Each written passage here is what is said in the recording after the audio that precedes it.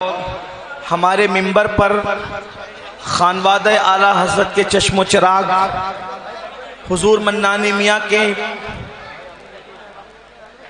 فرزند ارجمن نبیرہ حضور مفسر اعظم نبیرہ حضور مفتی اعظم ہمارے درمیان تشریف لائے ہیں حضرت علامہ عمران رضا خان صاحب سمنانی میاں.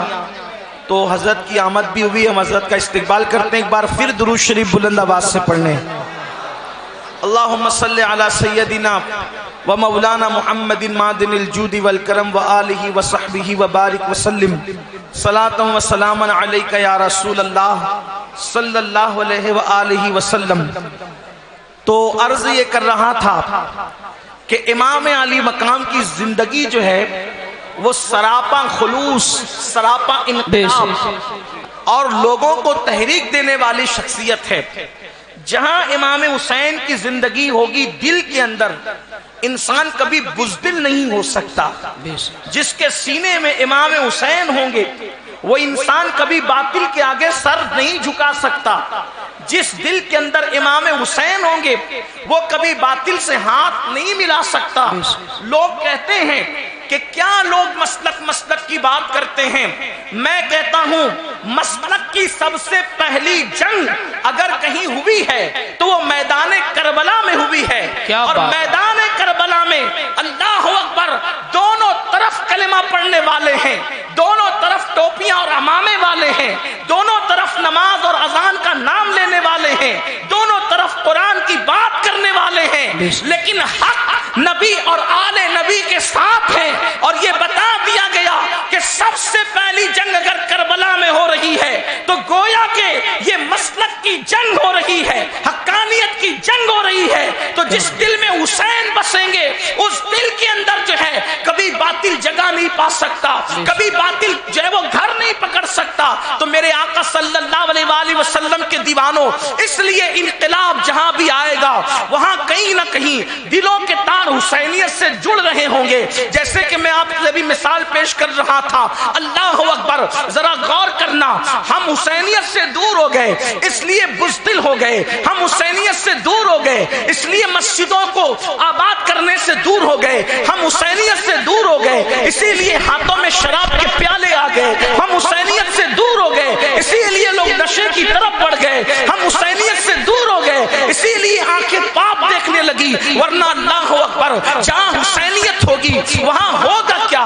اس ہندوستان کی سرزمین پر جب انگریزوں نے ایسٹ انڈیا کمپنی کے نام پر اپنے پنجوں کو گاڑنا شروع کیا تو اس وقت سب سے پہلے انقلاب کی آواز اگر کہیں سے گونجی تو ان لوگوں کا تعلق امام حسین اور کربلا سے تھا. آپ دیکھیں 1857 کے اندر سب سے پہلے جس نے جہاد کا فتویٰ دیا وہ فضل خیر آبادی کا تعلق میدان کربلا سے تھا. اسی طرح سے مراد آباد کی سرزمین پر سید کفایت علی کافی مراد آبادی کو جو اسی ملک کی بقا اور سالمیت کے لیے جنگ کی جو ہے وہ اللہ اکبر پھانسی دی گئی اور انہوں نے ملک کے تحفظ کے لیے مسکراتے ہوئے پھانسی کا پھندا چوما تھا. وہ شخصیت کا تعلق بھی کہیں اور سے نہیں بلکہ میدان کربلا سے تھا.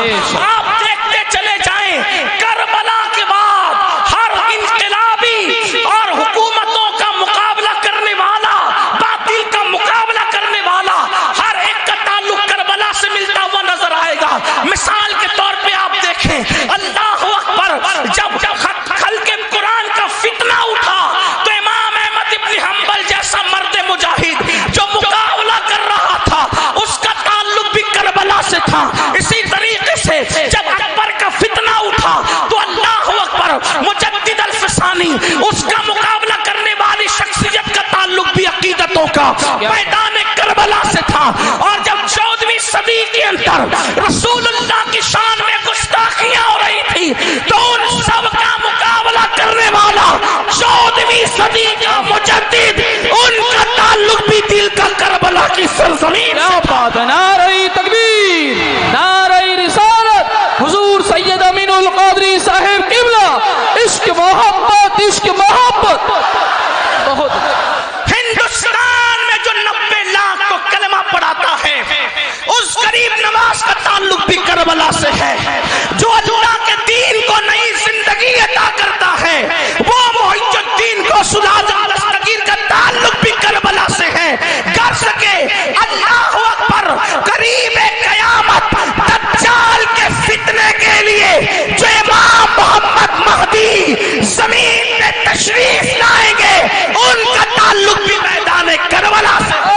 کیا بات ہے.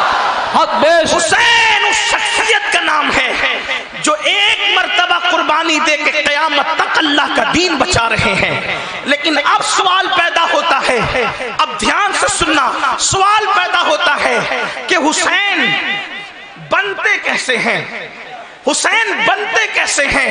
آج کی محفل کا اصل عنوان ہے حسین بنتے کیسے ہیں. تو یاد رکھنا اور اچھی طرح یاد رکھنا, اللہ اکبر, حسین بننے کے لیے, حسین بننے کے لیے صرف جنگ کرنا کافی نہیں, حسین بننے کے لیے صرف باطل کا مقابلہ کرنا کافی نہیں, حسین بننے کے لیے اللہ اکبر صرف کوئی تحریک لے کے اٹھ کے کھڑے ہونا کافی نہیں.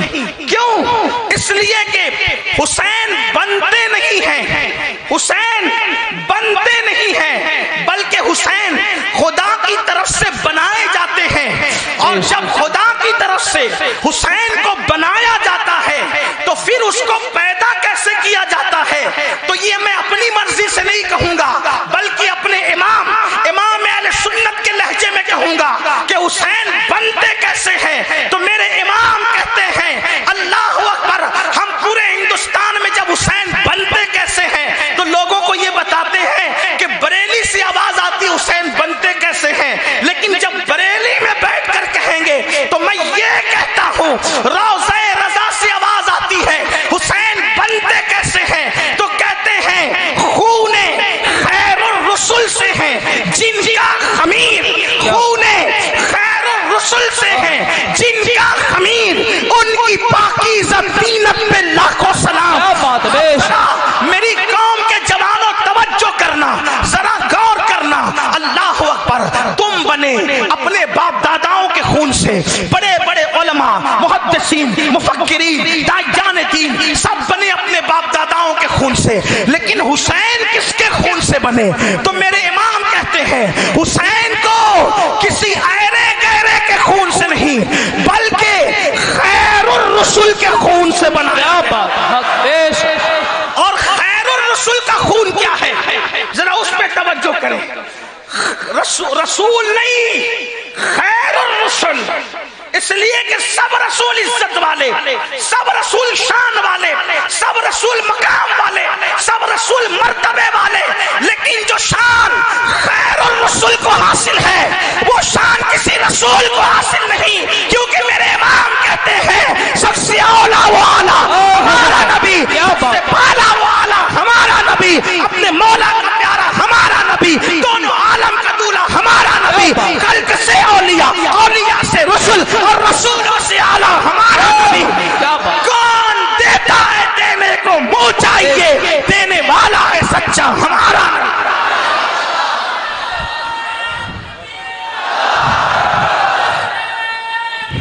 یا رسول اللہ, زندہ باد, زندہ باد, زندہ باد. بریلی والوں, پوری دنیا میں جو عاشق رسول بریلی والے کا ڈنکا بج رہا ہے وہ اسی عشق و محبت کی بنیاد پہ بج رہا ہے کہ 14ویں صدی میں کوئی ایسا نہ کہہ سکا جو تمہاری زمین کے امام احمد رضا نے کہا. کیا بات ہے باب, اور ان کی وجہ سے تم پوری دنیا میں عزت پا گئے. کیا بات. بریلی والوں, پوری دنیا میں تمہاری عزت نہ تمہارے کاروبار کی وجہ سے ہے, نہ تمہارے نسب کی وجہ سے ہے, نہ تمہارے علم کی وجہ سے ہے. کوئی بھی بریلی کا باشندہ کہیں بھی جا کے کہے میں بریلی سے آیا ہوں تو سامنے والا یہ نہیں دیکھتا علم کتنا ہے, نسب کیا ہے, تقویٰ کیا ہے, پرہیزگاری کیا ہے, بس بریلی سن کر کی عقیدت سے نظریں جھک جاتی. کیا بات ہے. تمہیں عزت ملی اس امام کی وجہ سے. اب وہ امام باتیں کیسی کرتا ہے؟ لوگ مجھ سے کہتے ہیں کہ کیا تجھے احمد رضا کے سوا کوئی نظر نہیں آتا؟ میں نے کہا 14ویں صدی میں کوئی ایسی بولی بولتا ہو تو لا کے بتاؤ. کیا بات کیا بات. کیا کہہ رہے ہیں؟ توجہ کریں. امام حسین آپ کو سمجھانا چاہتا ہوں، توجہ کریں. میرے امام کہتے خون خیر الرسل سے ہے جن کا خمیر، کہ امام حسین کو نبی کے خون سے بنایا. خمیر. اگر بات سمجھ میں آتی ہے تو آپ کو کچھ بولنا پڑے گا. یہ محفل غزل نہیں کہ واہ واہ سے کام چلے، یہ محفل ذکر نبی اور آل نبی ہے. یہاں تو سبحان اللہ ہی کہنا پڑتا ہے. سبحان اللہ سبحان اللہ. ارے جب نبی کا ذکر آتا ہے تو خدا بھی سبحان اللہ کہتا ہے. سبحان اللہ. کیا بات. نبی کے ذکر پہ خدا بھی سبحان اللہ کہتا ہے. تمہیں نہیں پتا اللہ فرماتا ہے سبحان الذی اسریٰ. بے شک سبحان اللہ. نبی کا ذکر کیا تو پہلے خود ہی سبحان اللہ کہا. جب وہ خدا ہو کے نبی کے ذکر پہ سبحان اللہ کہتا ہے تو امتی ہو کر کے تم چپ کیوں رہتے ہو اپنے نبی کی؟ سبحان اللہ سبحان اللہ. اب سنو بریلی والوں، عشق و محبت کے شہر میں رہنے والوں، حسین کیسے بنتے ہیں؟ خون خیر الرسل سے ہے جن کا خمیر.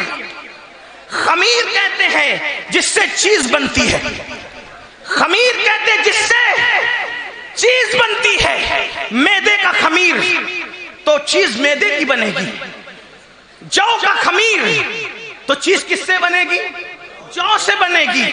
ٹھیک اسی طریقے سے لکڑی کا خمیر چیز کس سے بنے گی؟ لکڑی سے. لوہے کا خمیر چیز کس سے بنے گی؟ لوہے سے.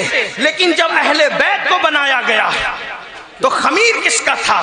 تو بریلی کا تاجدار کہتا ہے خون خیر الرسل. کیا بات. جواب نہیں. زندہ باد. خون خیر الرسل سے ہیں جن کا خمیر، ان کی پاکیزہ طینت میں لاکھوں سلام. اب تمہیں بتاؤں بریلی والوں یہ خون خیر الرسل کیا ہے؟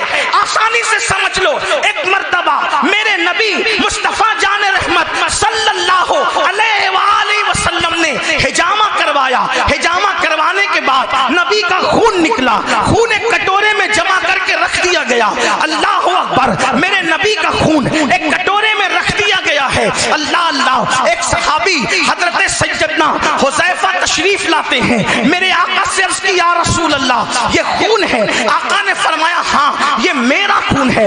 پھر فرمایا حذیفہ اس خون کو لے جاؤ اور لے جا کر کے ایسے مقام پر ڈال دینا جہاں پر کسی کا پیر نہ پڑے. حذیفہ نے وہ خون لیا اور خون لے کر کے چلے. اب ڈالنا کہاں ہے جہاں کسی کا پیر نہ پڑے. حذیفہ نے ادھر ادھر دیکھا لیکن سوچا ہوگا ہو سکتا ہے آج پیر نہ پڑے 5 سال کے بعد پڑے گا، 10 سال کے بعد پڑے گا. بولو مسلمانوں یہ جو آپ نے شادی ہال ابھی دیکھا ہے کیا کبھی 50 سال پہلے کسی نے گمان کیا ہوگا کہ یہاں اتنے لوگوں کا پیر پڑے گا؟ یہاں تو جنگل رہا ہوگا، یہاں تو کھیتی رہی ہوگی. اور آج یہاں یہ ہے آج سے 50 سال کے بعد پتا نہیں بستی ہوگی یا ویرانہ ہوگا. کوئی کچھ گارنٹی دے سکتا ہے؟ نہیں دے سکتا.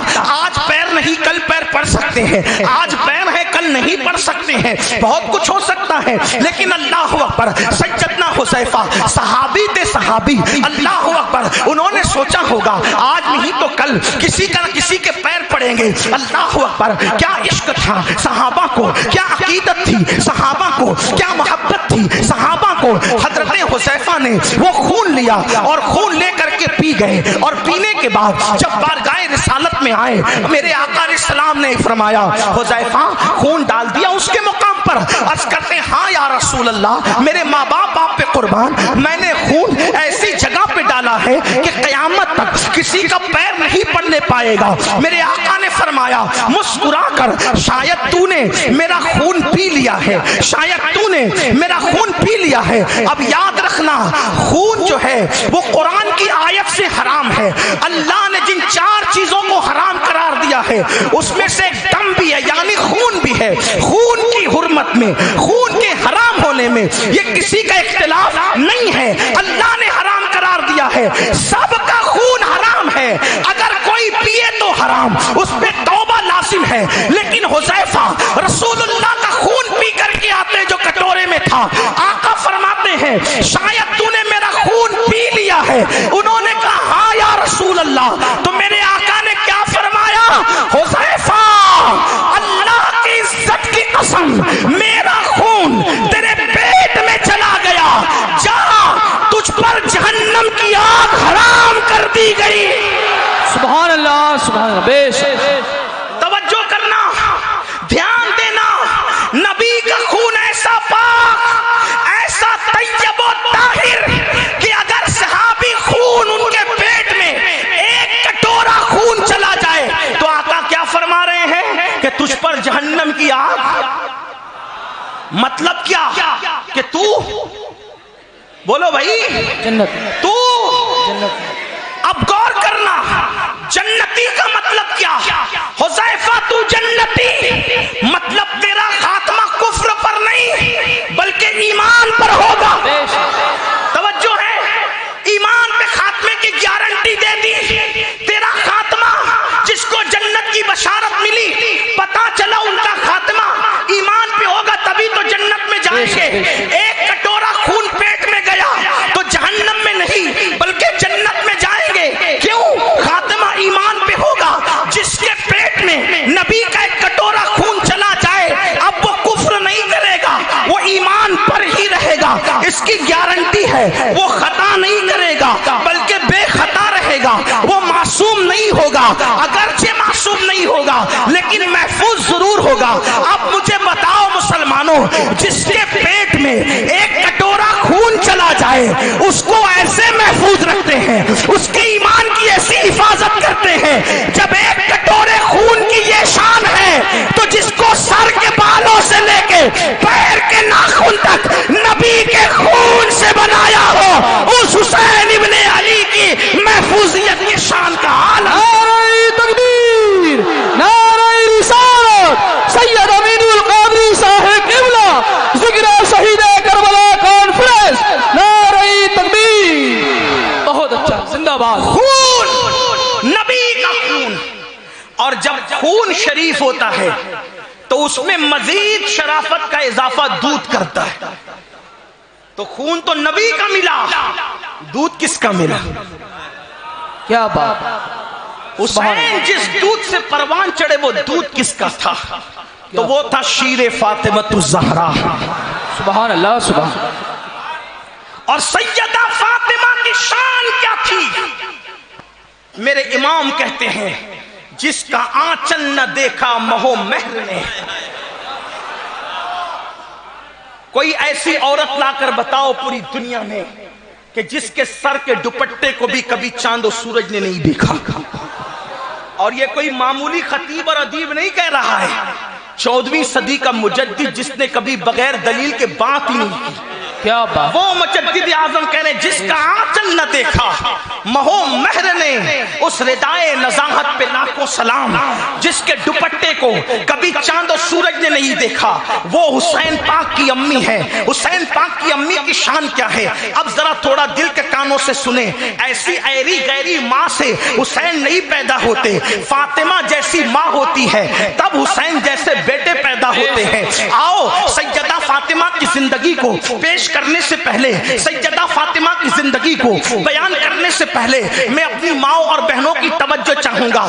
آج کل کی عورتیں سیریل دیکھ کر زندگی گزار رہی ہے. آج کل کی عورتیں فلمیں دیکھ کر کے زندگی گزار رہی ہے. آج کل کی عورتیں بے پردہ بازاروں میں گھوم کر زندگی گزار رہی ہے. آج کل کی عورتیں پتلے اور باریک لباس پہن کر کے زندگی گزار رہی ہے. بڑی معذرت کے ساتھ, ہو سکتا ہے بریلی میں ایسا نہ ہو, ہندوستان میں ایسا نہ ہو, لیکن دنیا میں یہ وبا عام ہو رہی ہے. کیا عام ہو رہی ہے؟ اللہ اکبر. غیر شادی شدہ تو غیر شادی شدہ, شادی شدہ عورتیں بھی بعض, سب نہیں بعض, ناجائز تعلقات مردوں سے قائم کرتی ہیں, ان سے گفتگو کرتی ہیں, فون پہ لمبی لمبی باتیں کرتی ہیں. مسلمانوں بتاؤ, اللہ اکبر, جب پودا دھتورے کا ہوگا تو گلاب آنگن میں کیسے کھل سکتا ہے؟ لوگ چاہتے ہیں ہمارے گھر میں کوئی غلام حسین پیدا ہو, ہمارے گھر میں کوئی یزید کا مقابلہ کرنے والا پیدا ہو. مجھے بتاؤ, جب ماں فلمیں دیکھے گی, جب ماں گانے سنے گی, جب ماں آوارگی کرے گی تو بیٹا کیسے کیسے پاکیزہ ہوگا، بیٹا کیسے نیک اور پرہیزگار ہوگا؟ باپ علی جیسا ہو تب امام حسین پیدا ہوتے ہیں۔ باپ کا حال یہ ہو کہ وہ بستر میں نمازوں کو ترک کرے، باپ کا حال یہ ہو وہ شراب کے اڈوں کو آباد کرے، باپ کا حال یہ ہو وہ جوا کھیلتا ہوا نظر آئے، باپ کا حال یہ ہو وہ عورتوں پہ پاپ کی نظر ڈالتا ہوا نظر آئے، تو اس کے گھر میں غلام حسین کیسے پیدا ہو سکتا ہے؟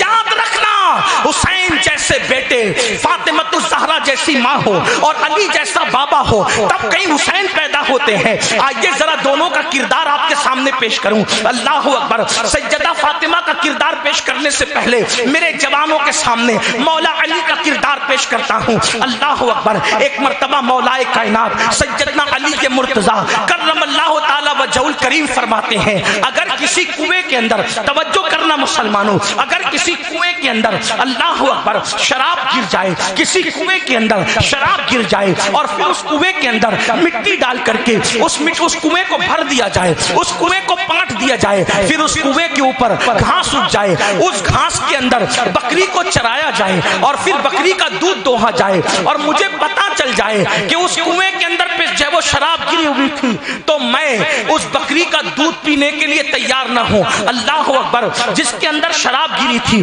اور میرے آقا علیہ السلام کے پیارے دیوانوں، حالانکہ آپ علماء سے فتویٰ پوچھیں کہ اگر کنویں میں شراب گر جائے اور اس کے اندر مٹی ڈال دی جائے پھر اس میں گھاس اگے تو اس پہ بکری کا چرا دینا کوئی نہ ناجائز ہے نہ کوئی حرام ہے، اس طرح کی کوئی بات نہیں ہے، لیکن یہ تقویٰ ہے مولا علی کا۔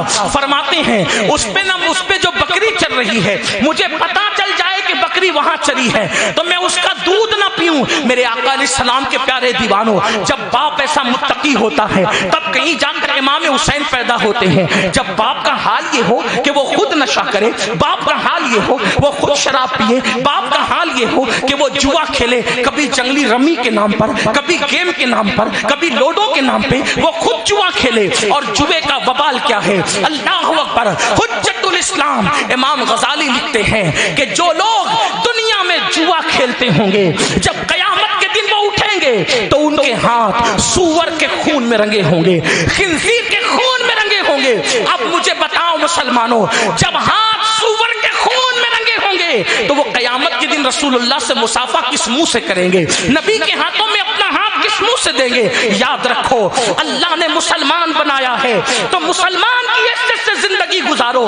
کتنے افسوس کی بات ہے، گیم کے لیے وقت ہے، فیس بک کے لیے وقت ہے، دوستوں میں بیٹھنے کے لیے وقت ہے، بیوی بچوں کے ساتھ رہنے کے لیے وقت ہے، اللہ اکبر، پارکوں میں جانے کے لیے وقت ہے، پکنک کے لیے وقت ہے، اگر وقت نہیں تو اللہ کی عبادت کے لیے وقت نہیں۔ یاد رکھو، آج جو ہم شکایت کرتے ہیں نا کہ دنیا ہمیں تباہ کر رہی ہے، دنیا ہمیں برباد کر رہی ہے، دنیا ہمیں ذلیل کر رہی ہے، دنیا ہمیں رسوا کر رہی ہے، سن لو، جو قوم اپنے اللہ سے وفا نہ کرے اس قوم کو ذلیل ہی کیا جائے گا، اس قوم کو رسوا ہی کیا جائے گا، اس قوم کے اوپر چابک ہی برسیں گے۔ میں کوئی بد دعا کے طور پہ نہیں کہہ رہا ہوں، یہ حقیقت ہے مسلمانوں۔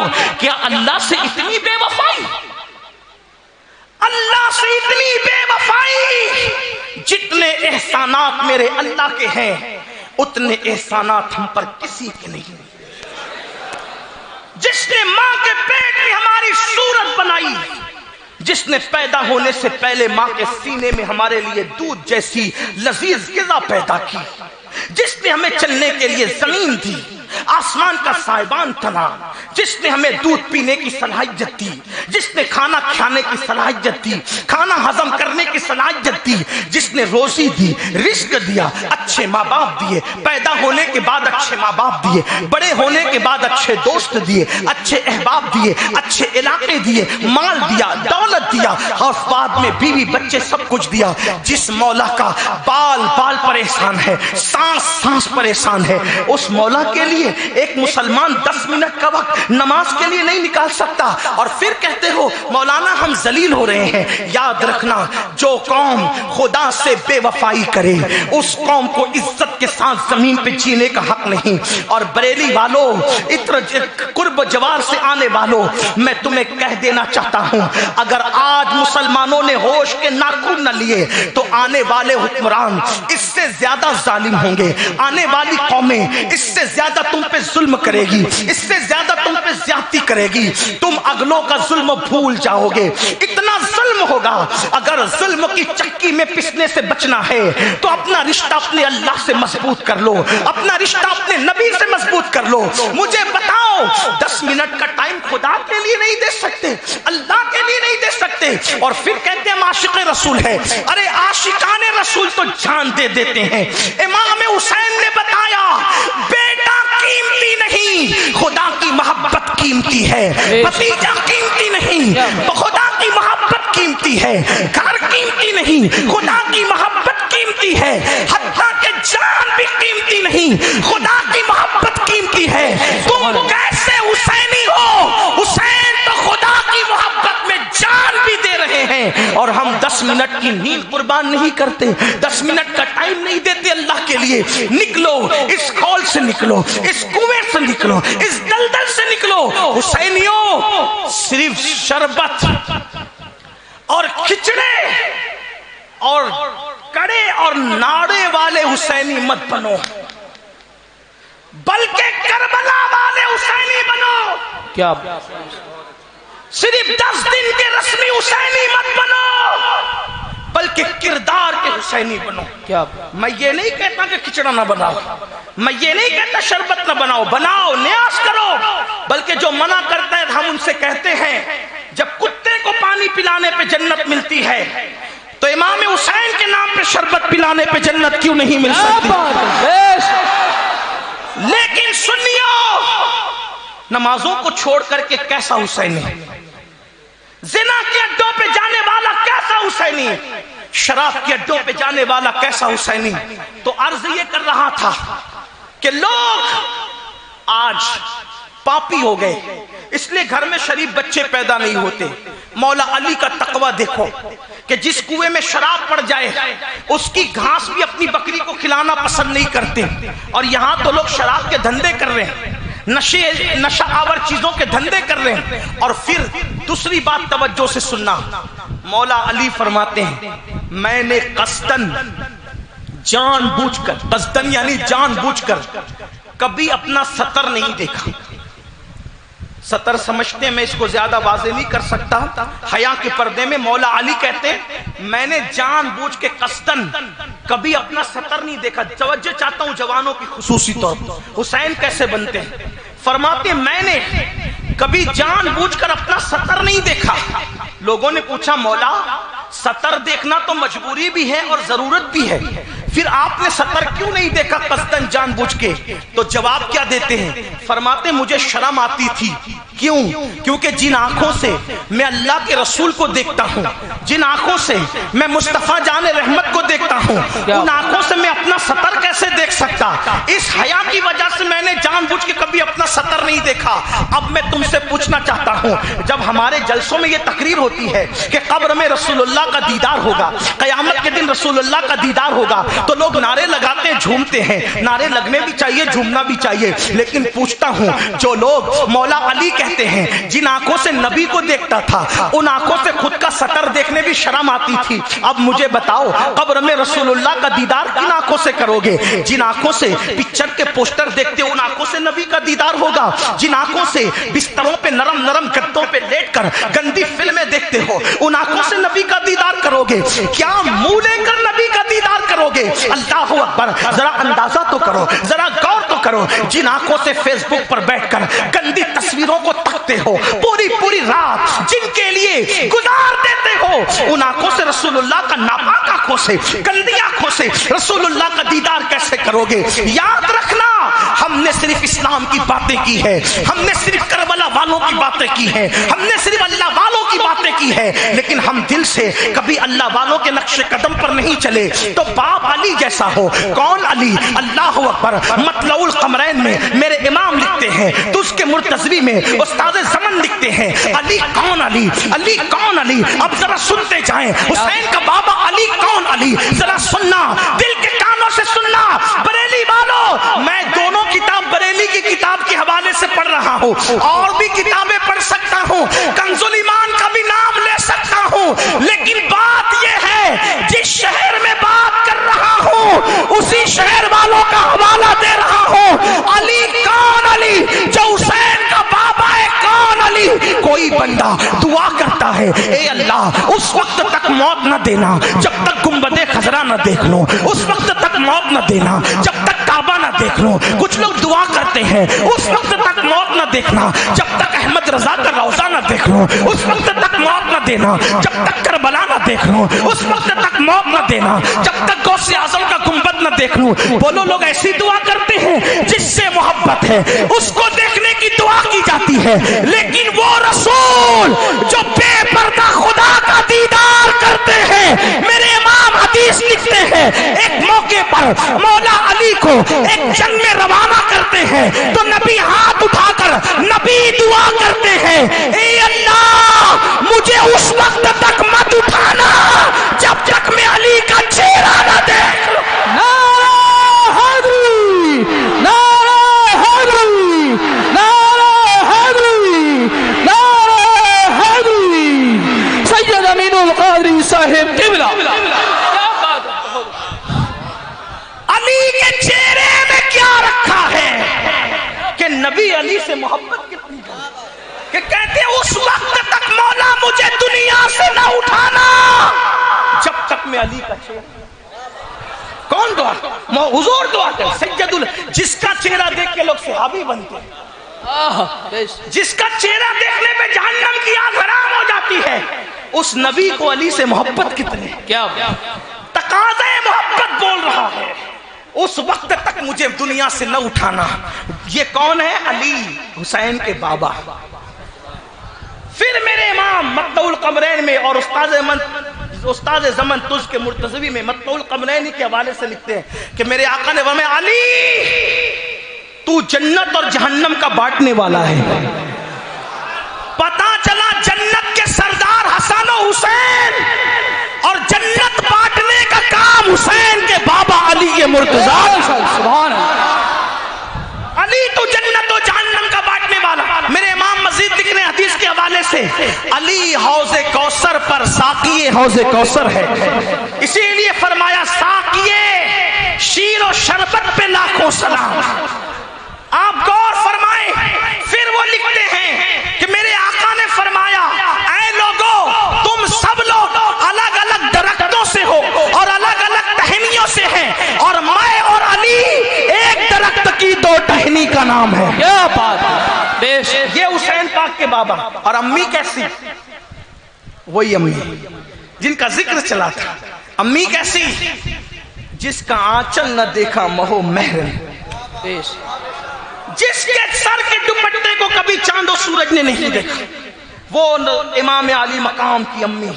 اور تقوی کتنا، پرہیزگاری کتنی. اللہ اکبر. ایک مرتبہ اللہ کے رسول صلی اللہ علیہ وآلہ وسلم سفر سے تشریف لائے اور آنے کے بعد میرے آقا علیہ الصلوۃ والتسلیم کو کسی نے کہا یا رسول اللہ سیدہ فاطمہ کی طبیعت بہت علیل ہے. فاطمہ تو زہرا کی طبیعت بہت علیل ہے، وہ بیمار ہے. میرے آقا علیہ السلام نے سارے کام چھوڑے اور تشریف لے گئے سیدہ کے یہاں. دستک دی، اندر سے آواز آئی کون؟ فرمایا بیٹی میں تمہارا بابا محمد روح فدا صلی اللہ علیہ وسلم. بابا آپ کے ساتھ کوئی اور بھی ہے؟ فرمایا ہاں میرے ایک صحابی. تو عرض کی بابا آپ کو اندر آنے کی اجازت ہے، آپ کے صحابی کو اندر آنے کی اجازت نہیں ہے. کون کہہ؟ سیدہ فاطمہ. بابا میں کسی غیرت کی وجہ سے منع نہیں کر رہی، میرے پاس ایک ہی چادر ہے جس سے سر چھپاتی ہوں تو پیر کھل جاتے ہیں اور پیر چھپاتی ہوں تو سر کھل جاتا ہے. آپ میرے بابا ہیں، آپ کے سامنے پیر کھول کے آ سکتی ہوں، لیکن آپ کے صحابی کے سامنے میں پیر کیسے کھول سکتی ہوں؟ تب میرے آقا علیہ السلام نے اپنی چادر ان کی طرف دی اور اپنی چادر بڑھا کر کے فرمایا اپنے یہ لو چادر اور اس سے پردہ کرو. آپ اندازہ فرمائیں جو اپنے پیر بھی کسی اجنبی کے سامنے کھولنا پسند نہ کرے وہ حسین پاک کی امی ہے. اور کتنی متقی اور پارسا یہ خاتون ہے. اللہ اکبر. آپ نے اپنے والد کے وصال کے بعد 6 مہینے تک مسلسل آنسو بہائے. ایک لمحے کے لیے بھی سیدہ فاطمہ کے آنسو خشک نہیں ہوئے. اکثر اکثر و بیشتر اپنے بابا کے مزار پر جاتی اور وہاں پر بیٹھ کر کے آہو بکا کرتی، اپنے حجرے میں رہتی، آہو بکا کرتی، روتی رہتی۔ اللہ اکبر، زندگی میں بابا کے وصال کے بعد کبھی نہیں مسکرائی۔ اگر بہنیں یہاں موجود ہے میں ان کی توجہ چاہتا ہوں، کبھی نہیں مسکرائی، اور آپ لوگوں کی بھی توجہ چاہتا ہوں۔ لیکن سیدہ فاطمہ 6 مہینے میں ایک بار مسکرائی تھی، بس اپنی زندگی کا آخری دن تھا، اس دن مسکرائی تھی۔ اور مسکرانے کی وجہ کتنی حیرت انگیز ہے، ذرا مسلمانوں سنو تو صحیح۔ افسوس جس قوم میں سیدہ فاطمہ زہرا جیسی خاتون ہو، سیدہ فاطمہ زہرا جیسی خاتون جس قوم میں موجود ہو، اس قوم کی بچیاں اگر اوروں کا ہاتھ پکڑ کر کے بھاگے تو اس کا مطلب یہی ہے ہم نے اپنی بیٹیوں کو سیریل کی اداکارہ کا اسٹائل تو سکھایا، ہم نے اپنی بچیوں کو فلمیں دکھا کر کے فلموں کی اداکارہ ان کی زندگی تو بتائی، لیکن سیدہ فاطمہ کی زندگی ہم نے اپنی بچیوں کو کبھی نہیں پڑھائی۔ آج لوگ چلا رہے ہیں، بچیاں بھاگ رہی ہیں، آج لوگ چلا رہے ہیں، بچیاں دوسروں کا ہاتھ پکڑ کے بھاگ رہی ہے۔ میں کہتا ہوں اے مسلم قوم، اگر تمہاری غیرت زندہ ہے اور اپنی بھاگتی ہوئی بچیوں کو بچانا ہے تو اپنی بچیوں کو فلمی اداکارہ نہ دکھاؤ، اپنی بچیوں کو سیریل کی اداکارہ نہ دکھاؤ، بلکہ ان کو سیدہ فاطمہ کی زندگی بتا دو، سیدہ فاطمہ کی زندگی پڑھا دو، انہیں سیدہ فاطمہ کی زندگی کا عادی بنا دو، اور بچیوں کو بتاؤ کہ فلمی انداز میں کپڑے پہن کر تمہیں عزت نہیں ملنے والی، اگر تمہیں عزت ملے گی تو سیدہ فاطمہ کی طرح لباس پہننے میں عزت ملے گی۔